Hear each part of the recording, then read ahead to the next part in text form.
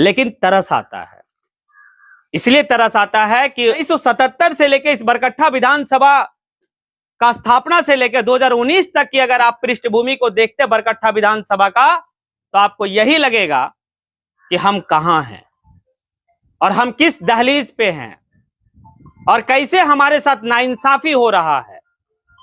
क्या सिर्फ एक ही परिवार का सत्ता पे काबिज होना इस बरकट्ठा विधानसभा का काम है? क्या चाचा और भतीजा का ही यहां पर है? सवाल ये बनता है। लेकिन हम अपनी वोट की अहमियत को नहीं समझ पाते, ना हम अपने शहादत देने वाला शहीदों को समझ पाते हैं। बहुत बहुत धन्यवाद संचालक महोदय शैलेंद्र कुमार सिंह जी और यहाँ पे उपस्थित हमारे गणमान्य लोग। इस सभा का अध्यक्षता कर रहे इसी पंचायत के आदरणीय मुखिया जी। ऐसे तो भाई शैलेंद्र जी जो है परिचय दे ही दिए, लेकिन थोड़ा सा मैं अपना इंट्रोडक्शन मैं खुद ही अपने जुबानी देना चाहता हूं आप लोगों को। मेरा नाम शमशाद आलम है।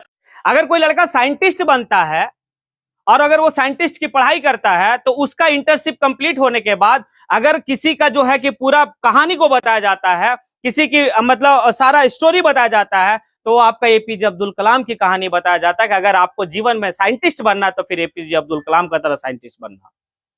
उसी तरह से इस हिंदुस्तान में जितने भी लोग आर्मी में नौकरी करते हैं, जितने भी लोग नया नया बहाली होकर आर्मी में जाते हैं, वो सभी लोगों जो जिनकी ट्रेनिंग कंप्लीट होने के बाद अगर किन्हीं का वीडियो दिखाया जाता है उस सेना में, तो ये वीर अब्दुल हमीद की वीडियो दिखाया जाता है और उनकी शहादत को बताया जाता है कि अपनी जान की परवाह नहीं किया, वो देश की परवाह किया। हम अपनी शहादत को याद नहीं रखना चाहते हैं, लेकिन चलते हैं फिर से उसी जगह पे कि हम अपने कैसे जो है कि लोगों की मतलब इतिहास को भूलते जा रहे हैं। आप लोग से सवाल है कि ये सवाल थोड़ा सा आप सोचिएगा कि यहाँ बैठे जितने भी लोग हैं, कितने ऐसे लोग हैं जो इस बात को जानते हैं कि झारखंड की अलग राज्य की लड़ाई में जो आपके समाज से जो है कि लोग निकले थे और शिबू सोरेन के साथ कंधा से कंधा मिला के चले थे। लेकिन आज तो बात यह है कि शिबू सोरेन जी का नाम तो जिंदा है, लेकिन हमारे समाज से जो निकल के शिबू सोरेन के साथ कंधा से कंधा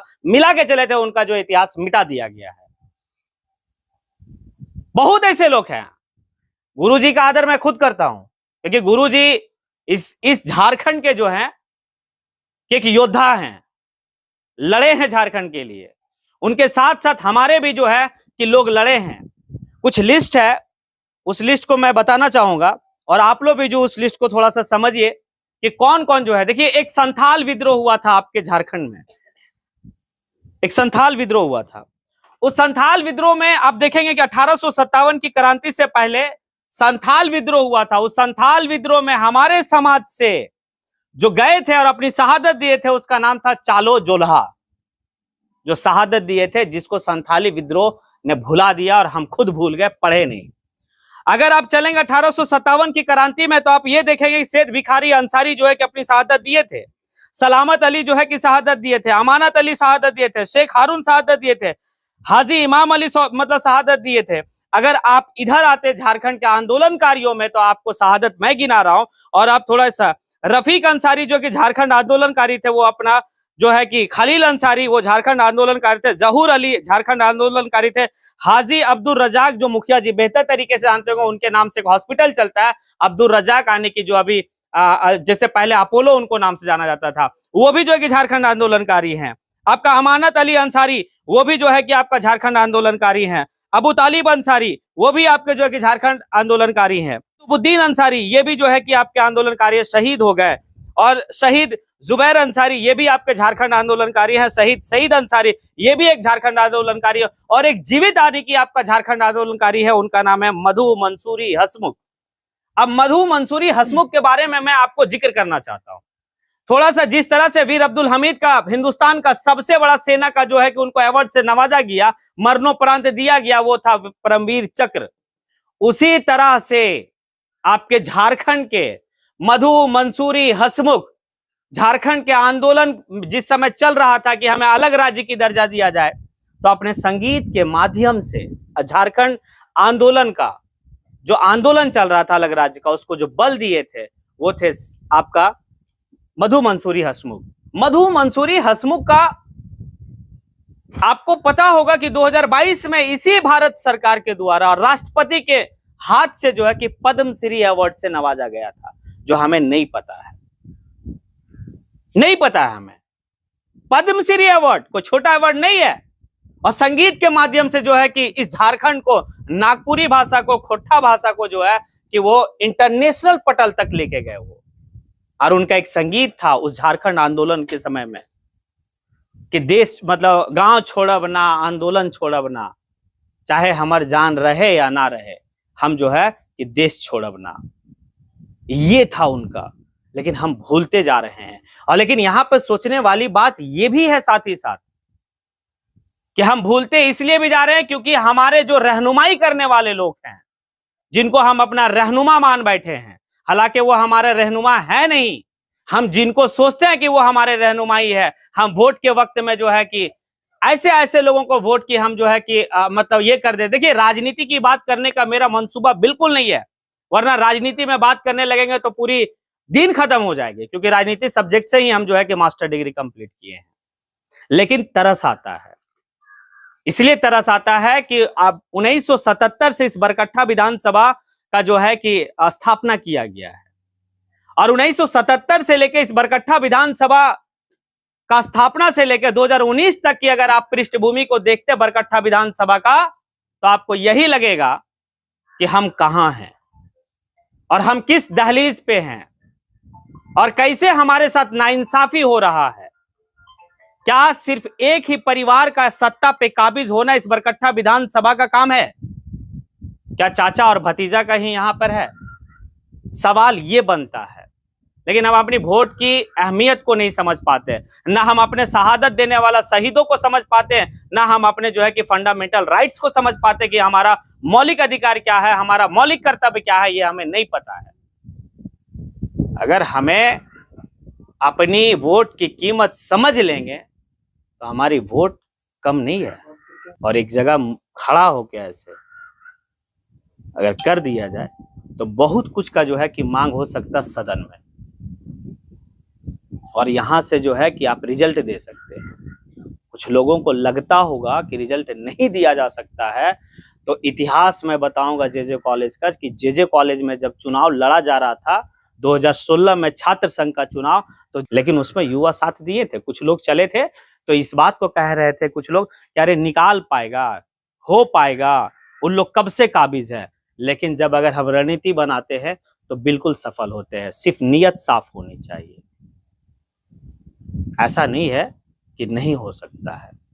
एक सवाल ये भी है कि अगर आप सच्चर कमेटी की बात करेंगे, आप रंगदू कमेटी की बात करेंगे, कुंडू कमेटी की बात करेंगे, तो इस कमेटी ने ये रिपोर्ट दिया कि दलित और आदिवासी से भी कोई बदतर है तो वो है अंसारी समाज, मुसलमानों में भी अंसारी समाज। तो एक सवाल ये है कि थोड़ा सा सोचने वाली बात है कि आज तक देखिए हमसे बहुत ज्यादा परिपूर्ण है महतो समाज, हमसे बहुत अच्छा है महतो समाज। मुखिया जी, महतो समाज हमसे बहुत अच्छा है, राजनीति हैसियत से, पढ़ाई की हैसियत से, हेल्थ की हैसियत से महतो समाज बहुत अच्छा है। लेकिन आज कुर्मी लोग जो है कि एसटी की दर्जा की मांग कर दिया है और पूरे झारखंड में आंदोलन चला दिया है। हमें एससी और एसटी की दर्जा नहीं मिलनी चाहिए इस झारखंड में। अगर हम टटोलेंगे, बोले थे कि शमशाद भाई 2024 का इलेक्शन के बाद काम हम लोग को इसी में करना है कि अपने इतिहास को बचाकर, और सरकार से मांग भी करना है इसी चीज को कि हमें एससी या एसटी की दर्जा मिलनी चाहिए। हमें कहां रखा गया? ओबीसी में। हम ओबीसी के लायक हैं, हम ओबीसी के लायक हैं। महतो लोग हमसे बहुत अच्छा है, बहुत अच्छा है। उनके अगर आप हाथ में गिनाएंगे तो उनके पास बहुत कुछ है, लेकिन हमारे समानांतर ही उनकी संख्या है भारत मतलब झारखंड में। विधायक से लेकर मंत्री, अंतरी, संतरी सब मिल जाएंगे। आए दिन वहां नेता बिल्डअप होता है, लेकिन हमारे समाज में ऐसा नहीं है। और जब तक आप जो है कि अपने यहां से आने की जब आप नहीं सोचेंगे तो फिर सदन में भी बोलने वाला कोई नहीं रहेगा। और उठाना होगा। हम देखे हैं झारखंड के इतिहास में हमारे समाज के लिए जो है कि ना कोई एससी के लिए बात किया, ना एसटी के लिए बात किया। हर समाज आज जो है कि एससी, यहां तक कि यादव भी एससी की बात करने लगा था। लालू यादव इस बात को कहे कि यादवों को भी जो है कि एसटी मतलब एससी की दर्जा मिलनी चाहिए। जब यादव को एससी की दर्जा मिलनी चाहिए तो अंसारी को एसटी की दर्जा मिलनी चाहिए, आदिवासियों की दर्जा मिलनी चाहिए। और जब तक हमें जो है कि आरक्षण नहीं दिया जाएगा तब तक हमारी मुस्तकबिल चेंज नहीं होगी। हम शहीद देने के लिए तैयार हैं।